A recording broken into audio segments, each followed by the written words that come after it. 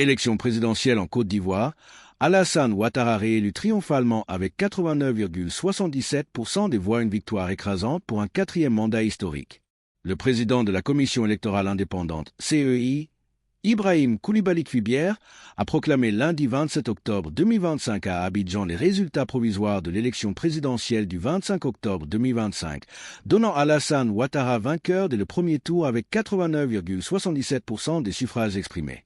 AIP, cette victoire écrasante permet au président sortant, âgé de 83 ans, d'accéder à un quatrième mandat consécutif à la tête de la République de Côte d'Ivoire, premier producteur mondial de cacao.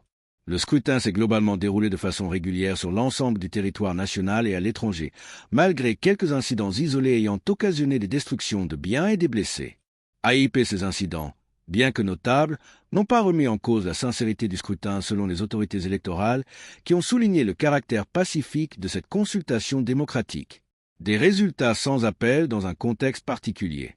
Sur un total de 8 558 456 inscrits, la CEI a enregistré 4 292 474 votants, soit un taux de participation de 50,10%. AIP, ce taux marque un léger recul par rapport à l'élection présidentielle de 2020, qui avait enregistré 53,90% de participation. Cette baisse de la mobilisation électorale s'explique notamment par le contexte politique particulier dans lequel s'est déroulé ce scrutin, marqué par l'absence des principales figures de l'opposition ivoirienne. Le recensement général des votes révèle l'ampleur de la domination du président sortant.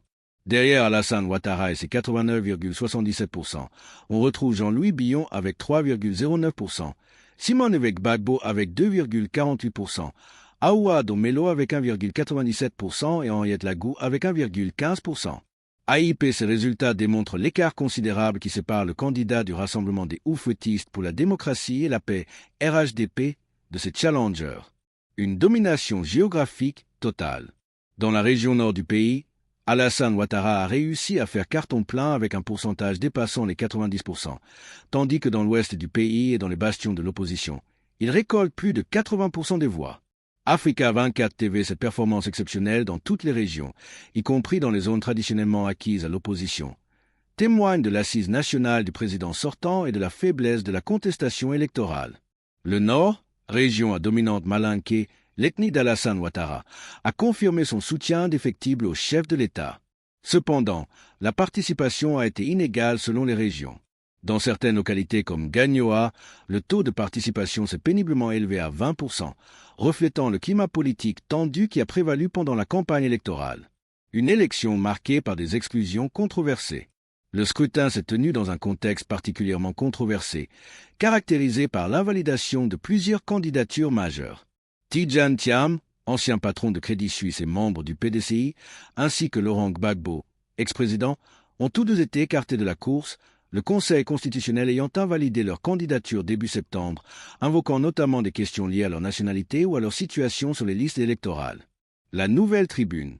L'ancien président Laurent Gbagbo et l'homme d'affaires international Tidjane Thiam représentaient les principales menaces pour le président sortant. Leur exclusion du processus électoral a profondément modifié la donne politique et réduit considérablement la compétition électorale. D'autres figures de l'opposition comme Guillaume Soro, Charles Blé Goudé et Pascal Affi-N'Guessan ont également été écartés du scrutin. Cette situation a conduit certains observateurs et opposants à dénoncer une élection verrouillée où l'alternance démocratique semblait compromise dès le départ. L'absence de ces poids lourds de la politique ivoirienne explique en grande partie le faible niveau de compétition et le score écrasant du président sortant. Un geste d'apaisement et de maturité démocratique. Dans un geste rare sur la scène politique ivoirienne, Jean-Louis Billon, chef du Congrès démocratique CODE, a publiquement félicité Alassane Ouattara dès dimanche soir, déclarant « Je lui adresse mes vives félicitations pour sa réélection.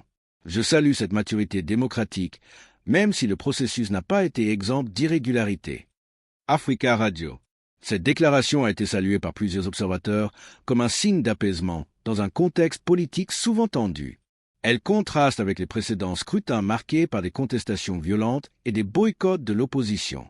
La reconnaissance rapide de la victoire du président sortant par son principal challenger contribue à pacifier le climat post-électoral.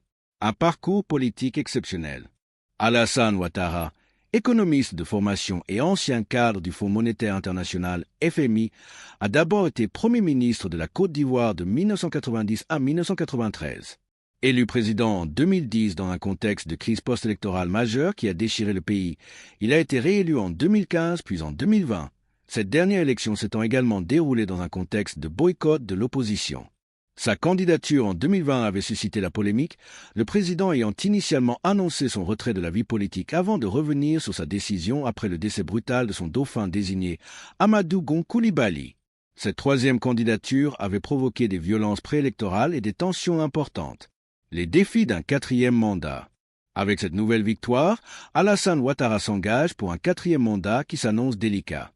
Le président a promis de poursuivre les programmes de développement économique et les réformes engagées depuis son arrivée au pouvoir en insistant sur la stabilité institutionnelle du pays. La Côte d'Ivoire, première économie de l'UEMOA et leader mondial de la production de cacao, doit consolider sa croissance économique tout en relevant les défis sociaux et sécuritaires. Le contexte régional demeure préoccupant, avec les menaces terroristes au nord du pays et l'instabilité politique dans plusieurs États voisins touchés par des coups d'État militaires. La Côte d'Ivoire fait figure d'exception dans une région ouest-africaine en proie aux putsch et aux attaques terroristes. Vers la confirmation définitive. Le président de la CEI a annoncé qu'Alassane Ouattara est déclaré provisoirement élu président de la République de Côte d'Ivoire en attendant la proclamation définitive par le Conseil constitutionnel dans les jours à venir.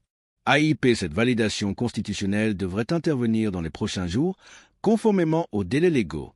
La communauté internationale observe attentivement cette élection et ses suites. Les premiers messages de félicitations sont déjà parvenus de plusieurs dirigeants africains, reconnaissant la victoire du président sortant. Les observateurs internationaux présents sur place ont évoqué un scrutin globalement pacifique, malgré une compétition restreinte. Cette réélection massive d'Alassane Ouattara marque une nouvelle page de l'histoire politique ivoirienne, avec les espoirs de stabilité et de développement, mais aussi les interrogations sur l'alternance démocratique et le renouvellement de la classe politique dans ce pays majeur de l'Afrique de l'Ouest.